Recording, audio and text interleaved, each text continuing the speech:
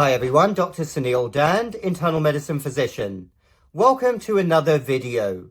It is no surprise that rates of diabetes are absolutely soaring across the Western world, especially given the terrible advice that is routinely disseminated by our current authorities. And I made a video a couple of weeks ago regarding the abysmal, awful advice given by US authorities to diabetics that ensures that a large number of diabetics keep going down the road of worsening diabetes.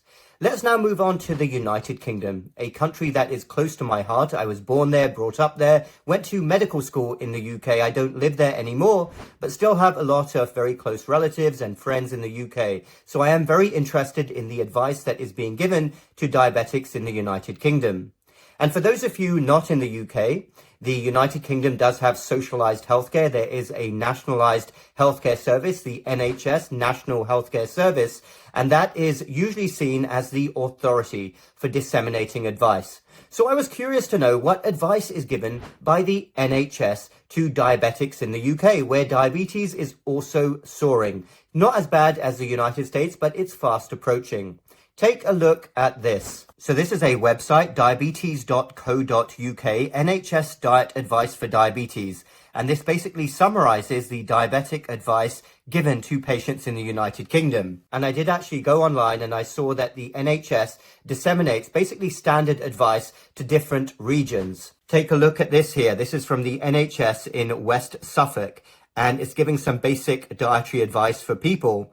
But I really want to focus on the NHS diet advice from this diabetes.co.uk website, which basically summarizes everything. Let's take a look at the advice that is given here. Here we go. Eat plenty of starchy carbohydrates with a low glycemic index. So look at that. First on their list, to tell a diabetic whose body can't process carbohydrates is to eat plenty of starchy carbohydrates. Can you believe that?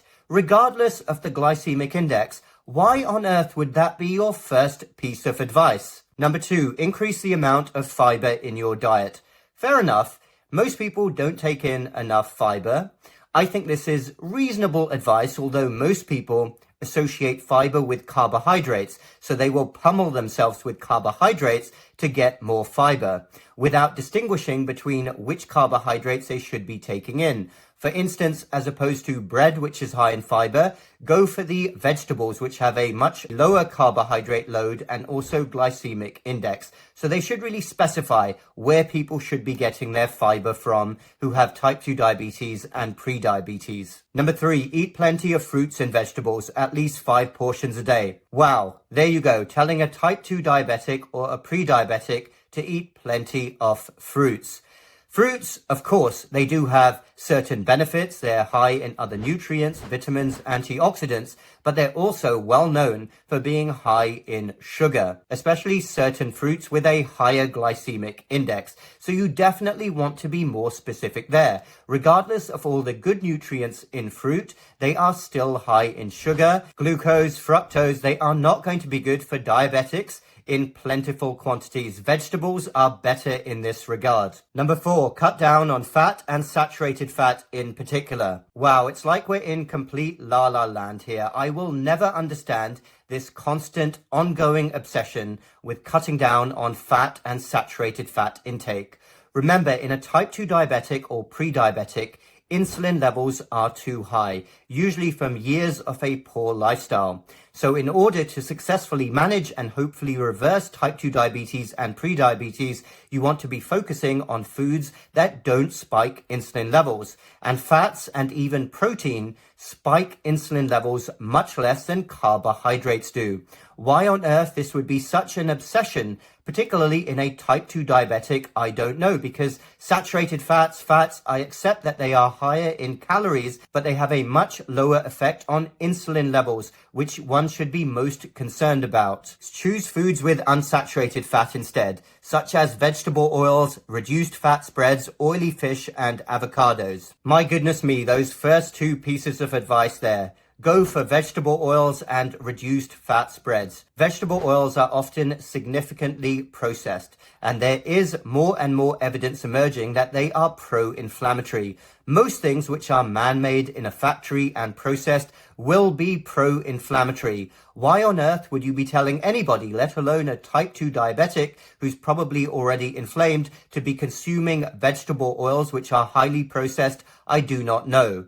As for the reduced fat spreads, these are also often highly processed with other trashy pro-inflammatory ingredients and chemicals added to them.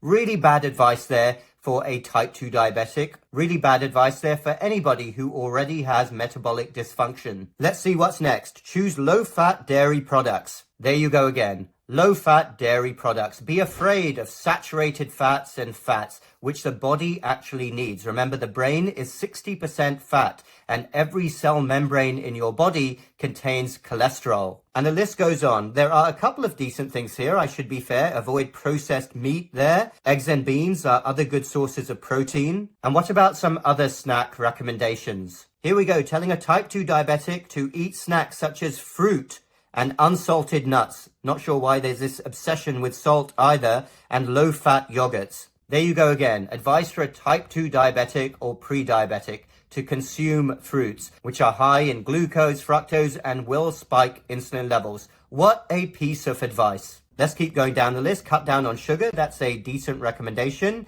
Eat less salt. I'm not entirely convinced on that. Cut down alcohol is decent. Don't skip breakfast. Wow, don't skip breakfast. Well, maybe this could apply if somebody's taken insulin and needs to therefore get some glucose, carbohydrates into their body.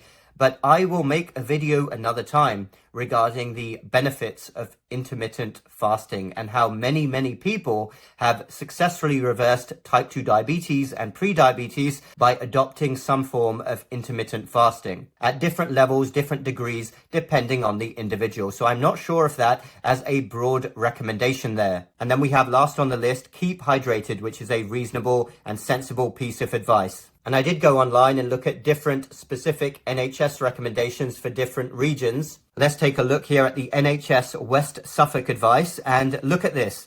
Healthy eating. The first thing they list here is for a type 2 diabetic, a newly diagnosed diabetic, to eat breads, rice, potatoes, pasta, cereals, and other starchy food. Make one of these foods a part of every meal. Choose wholemeal, whole grain, brown or high fiber white bread. I'm utterly speechless. Is it any wonder whatsoever that throughout the Western world we have this problem of exploding rates of type 2 diabetes and pre-diabetes when we have advice like that from authorities?